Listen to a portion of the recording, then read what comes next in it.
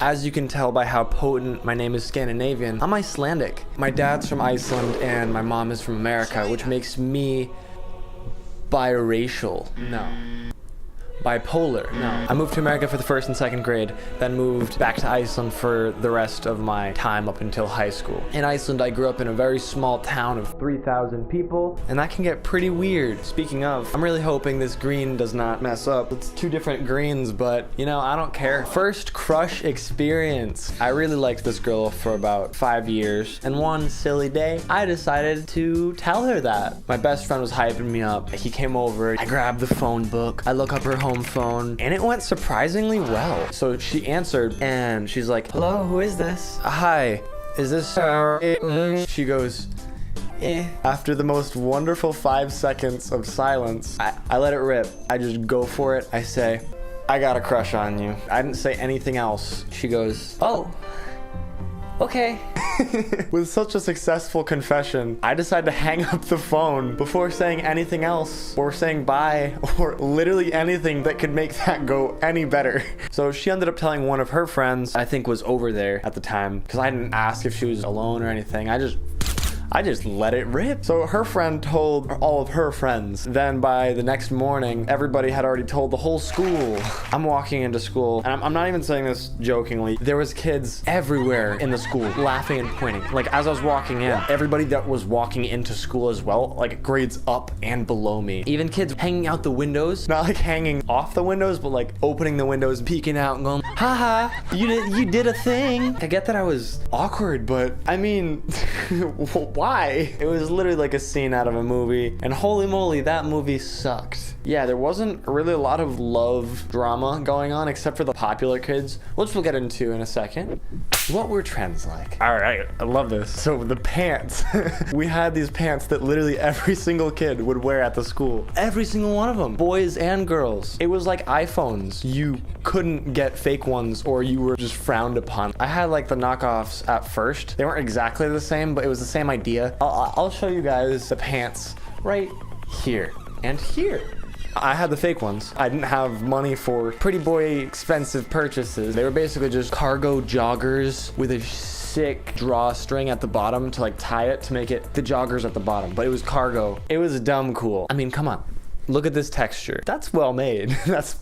You could go outside, play football. You could play to slide in the dirt. I don't know what accent I'm doing. That's not an Icelandic. But they wouldn't rip unless you were a brutal kid. And some people rip their pants. But if you really wanted to kick it up a couple gears, what you do is take your woolen socks. Hold on.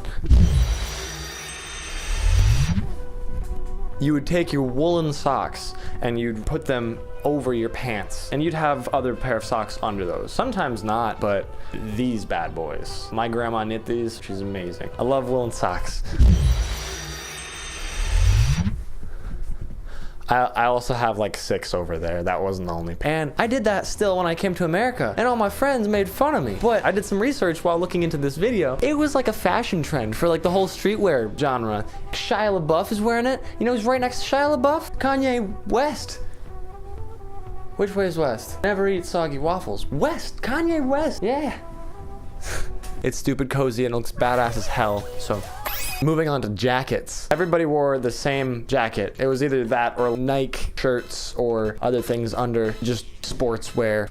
I just finished the video, but I also forgot to mention that people would also wear ytterpeysur, which you can see by both my sides, to your left and to your right. They were very comfortable, but Americans think they are itchy. So did kids. But they all had the same jacket, which was our hometown's jacket for meets or handball teams or football teams, and not American football, real football. Speaking of football, Jesus Christmas, if your main goal wasn't to become a professional football player, you're basically going to die alone. Even if you didn't like the green that was on the jacket, which is similar to this actually, you'd still wear the jacket. Didn't matter what colors you were wearing, you would put it on if you liked it, and everybody liked it. We used to have like rivalries between towns. I'd go to handball meets and it would be like, oh, if you were from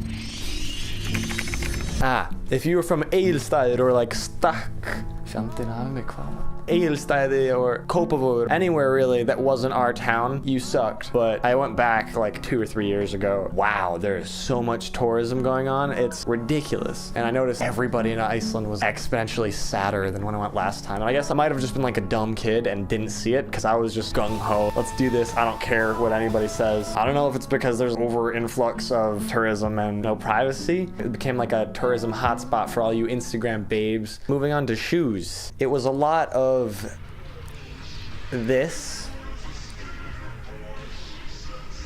Not my favorite. Okay, scene 5. Improv fact. It just says, yeah, go for it. So I have to tell you something about Iceland that I know off the top of my head. Okay. Oh, the food. Okay, I can talk about the food any day. Did I already talk about it? No, I didn't. Okay, so the food is literally my favorite thing to ever exist anywhere. Basically just 3 pounds of butter, rice, and fish and meat. It's sick, it's hearty. One of my favorite dishes is hrísgrjónagrautur. Hrísgrjónagrautur is basically just a rice poured something. Then you put kanilsukur over it, which is just cinnamon sugar. But Americans can't have it properly because you guys don't have slátur, which translates to slaughter. So that's fun. From what I know, the slaughterhouses in Iceland take care of their animals a lot better than they do in America. I could be wrong, it could have changed, but one of the school trips we had in Iceland was going to the slaughterhouse. I did this when I was 11, and nobody was wigged out. Everybody was like, yes, let's learn. Yeah, but slátur is basically just a bunch of different meat. I don't know if it's from like the same animal or if it's from a bunch of different animals. I don't know. We only got our slátur from one place. They sold it to our local, we had 2 grocery stores in our entire town. They battled between each other a lot. No, they were owned by the same dude. Never mind. Yeah, they were chilling. But yeah. What are you doing? The food was really, really good. And you put that on it, and then you put milk, and it was just beautiful. You can find some recipes online. I'll type it out right here. Hrísgrjónagrautur. Go look it up yourself, because I ain't giving freebies out here. Do your research. What is the popular kid like? Remember way back in the video I told you I was going to tell you about them? Yeah, I'm going to tell you about them. This is a weird one, and it's a little tricky because I was only in one town. Every other town that I went to, it was just like a bunch of douchebags to me because I would only go to other places for sports or seeing family. The closest town was like an hour away. The closest big one was like another 3 hours or 7. Popular kids in my hometown were a little strange. The most popular boy was also cousins with the most popular girl. It was like a head family almost. I wondered what their parents were like in school. Oh my god, I've never thought about that. Oh my god, it's like a movie. And the popular girl was the one that I liked. The girl was a sweetheart. She never really picked on anybody from my knowledge. She was genuinely nice. And the boy, he was like the leader of all the douchebags. Like all the douchebags would flock around him and he was friends with all the douchebags. And I'm sure like the douchebags were kind to him because that's how douchebags work. Even for like grades above us and below us, the popular kids of those grades were all reporting to this guy. It wasn't exactly like that, but it was very similar. To sum it up, yeah. But he wasn't really like a douchebag. He was very confident, so I'm sure like I took some of that as being a douchebag. Whenever I'd be getting bullied, sometimes he would like step in, just break it up, like take his friend away, or like stand up and say something. Now that I think about it, he did look out for people more than I realized. But he'd occasionally get like upset with me just because I was obnoxious and very loud. Very loud. Yeah, I thought I was very, very funny. So I had to let everybody know. I mean, I still do that. Whenever I say a joke and nobody laughs, I tell myself out loud like, damn, that was funny. For the popular kids, overall 10 out of 10, they were pretty chill. Besides like the other wannabe popular kids, they can suck my ass. Why did I move from Iceland? Pretty simple. I just got bored. It was a small town with one college and like one school. There wasn't a whole lot to do and not a lot of people to meet. And I wanted to meet a whole lot of people and have a whole lot to do. So I was like, peace, goddamn. I'm gonna cut it here. I hope you feel like the blonde hair, blue eyed, native Icelandic boy that you always hoped to be. Hasta la pasta, losers.